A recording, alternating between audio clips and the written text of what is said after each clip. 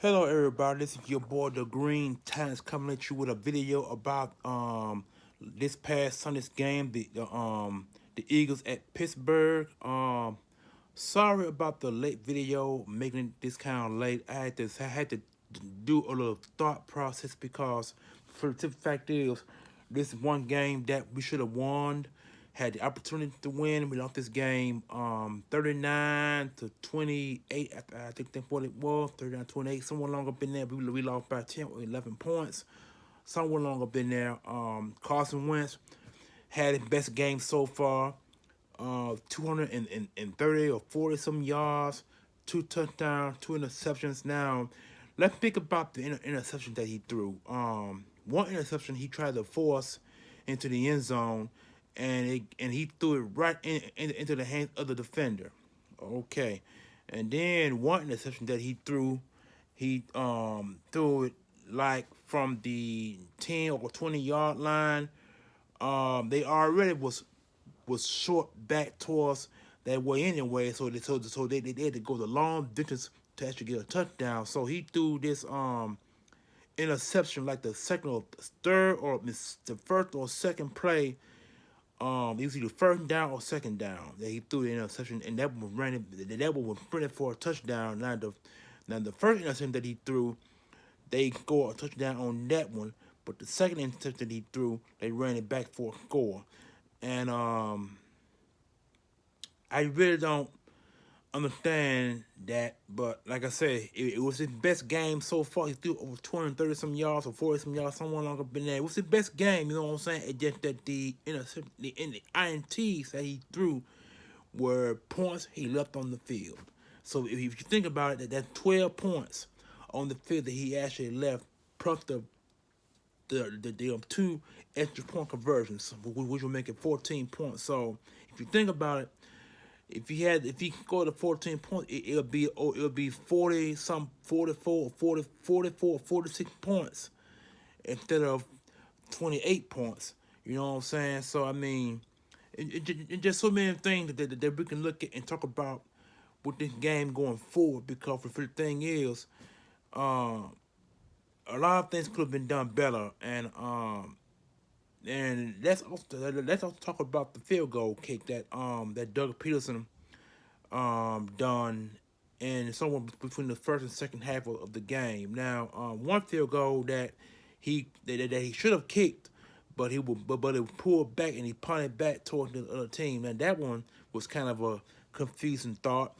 And then to end the end of all ends, um, Jim Schwartz once again cost us the game. I think we could have won this game had he called the right plays.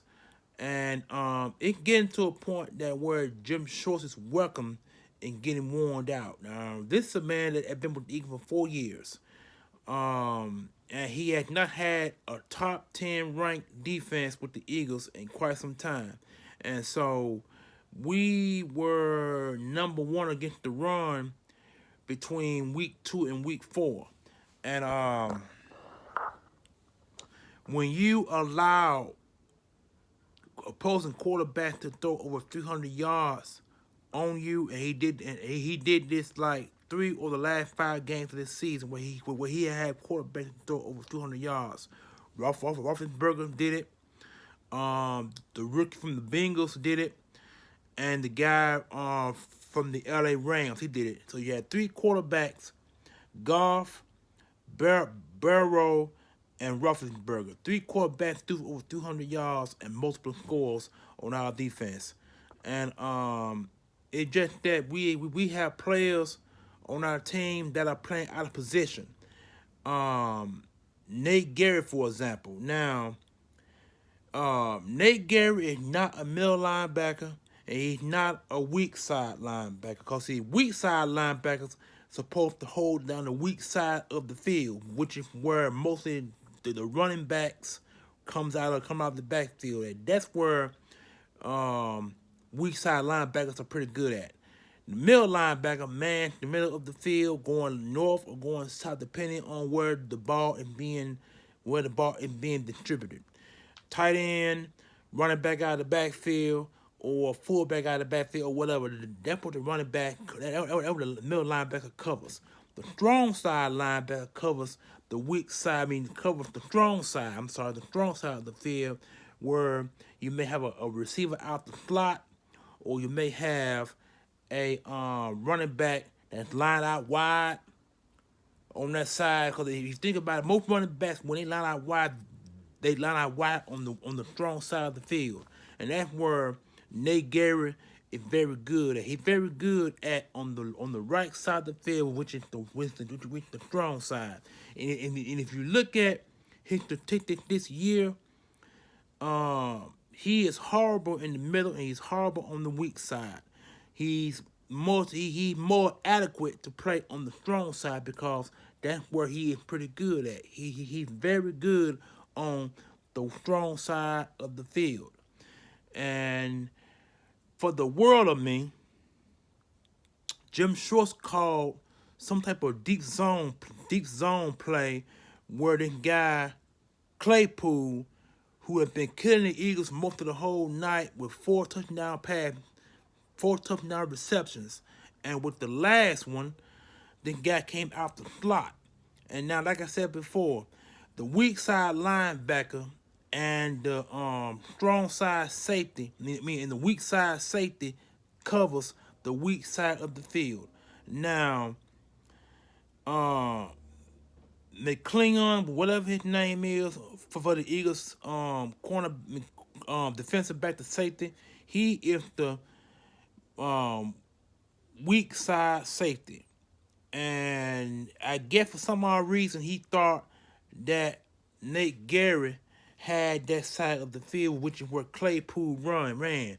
See, Claypool came off the weak side of the field where the slot is, the weak side slot, which is where Claypool was. The boy is 6'4", 230-some pounds with adequate speed to catch the ball and sprint to the end zone, which is what he did against Nate Gary. Now, Jim Schwartz should not have placed Nate Gary in that position, which is what he did. The guy ran an outpost and cut the slant back on the inside and sprinted and caught the ball and ran the remaining 35 yards into the end zone, which is where he put the dagger in the Eagles' hearts, because he scored that extra 6 point plus the one extra point, which gave him that 39 score. Now, that is my situation with that play, and I feel that Jim Schwartz had won out his welcome. And just how I feel, because the guy should have been gone last year. He should have left last year. You know what I'm saying? Because he is one of the mentors of the wide nine. And the wide nine defense, I hate the wide nine defense. That's one of the worst defenses in the NFL, which is reason why it's no longer in the NFL. You know what I'm saying? You got a lot of defensive coordinators who architects of certain defenses, like the Tampa 2 defensive scheme. That's no longer in the NFL. That defense left when Lane Kiffin's father retired from the NFL. He left, and that Tampa 2 scheme is out of the NFL. And then there is the other defensive scheme also that is what was created, that the corner, not the cornerback zone, but the fire zone blitz, which is where Dick LeBeau was the architect of that defensive scheme.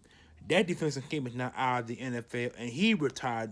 Dick LeBeau is no longer in the NFL. That defensive scheme is gone. This wide nine defense needs to go along with those defensive schemes, because it is one of the weakest defenses in the NFL.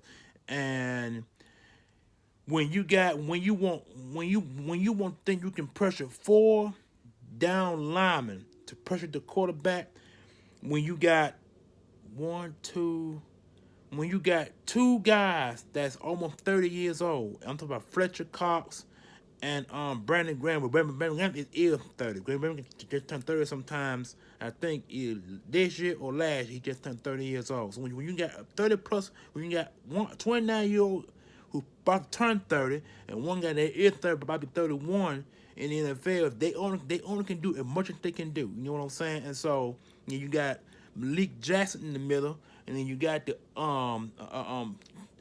other guy, defensive end, Wet on that side, and Derek Barnett, who are your two younger guys on the field. Between those three, you know what I'm saying? And so you can't pressure quarterbacks like that. You gotta bring some kind of blitz or fake a blitz, letting the quarterback think you're gonna blitz. You know what I'm saying? And Jim Schwartz is not a blitzing coordinator. That's one of the reasons why his defense needs to be out of the league. He needs to go along with with the other guy. You know what I'm saying? So we need a defensive coordinator that's gonna bring stunts, four down lineman stunts, and then the stunts don't work, they can blitz on a time that matter, because the Eagles got the talent on defense to do these things. But when you constantly pressure them four and lead the other seven, you know what I'm saying? Yeah, four. Now they lead the other six out on an island in zone coverages.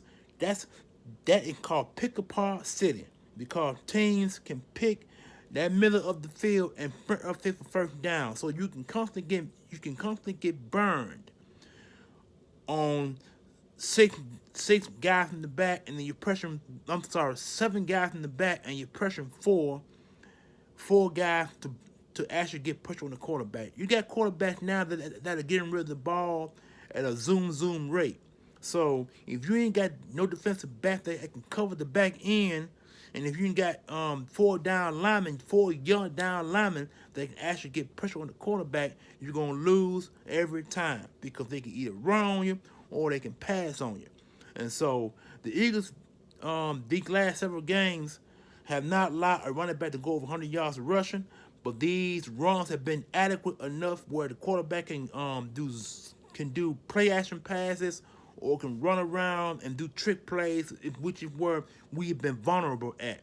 Teams are doing gadget plays and trick plays on our front four, and you can't cover when you got four down linemen that only doing pressure to the quarterback, and they doing the run around trick plays.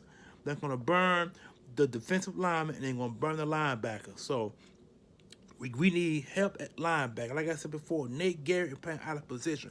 I think Nate Garrett can play real well if he's man down one position. If he was to man down the strong side position, I think he would do it adequately well.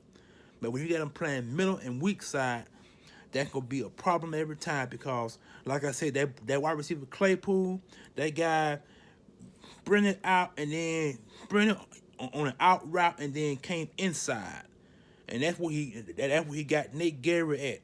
When he sprint right past Nate Garrett, because Nate Garrett probably thought it was a safety over the top, but there was no safety on the top. The main Nate Garrett was the victim. He got victimized because McCleon, the other safety, was on the opposite side, so he couldn't cover. He couldn't get him, and Nate Garrett couldn't get him. So we got victimized by that guy 4 times for 4 scores, and I am really getting tired of seeing this defense do this to the offense. It makes me wonder, when will they fire Jim Schwartz? Like I said, the guy should have been fired 2 years. He should have been fired in 2018. To my opinion, he should have been gone 2018. Because like I said, that wide 9 defense needs to go, along with that Tampa 2 scheme, along with that fire zone blitz that Pittsburgh used to run many years ago. And it sickens me to make up a video where I'm coming to seeing that my team getting tortured by wide receivers over the top, when you ain't got no cornerbacks to cover their own butts, when you ain't got safety to cover their own butts, when you got 2 linebackers that can't do nothing. You know what I'm saying? And so, like I said before, this is my week 5 recap, and it sickens me to see my team get victimized by 1 win, 3 losses, 1 tie.